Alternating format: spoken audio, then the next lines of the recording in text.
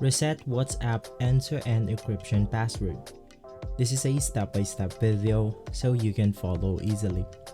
Basically, if you forgot your encrypted password on WhatsApp, you cannot go ahead and reset it manually. So the question is how? First things first, you want to navigate through your browser right here, and you basically want to search for WhatsApp. And right after searching for WhatsApp, you can then go ahead and see a button called Contact WhatsApp. So you can just go ahead and click on it. And from here, you will then be taken to this page.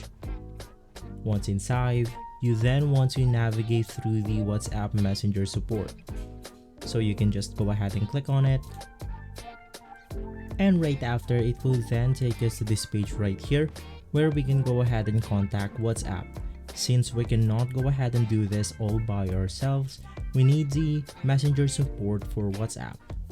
From here, you can just go ahead and insert your phone number, your correct email address, confirm that email address, and from here you want to type how do you use WhatsApp.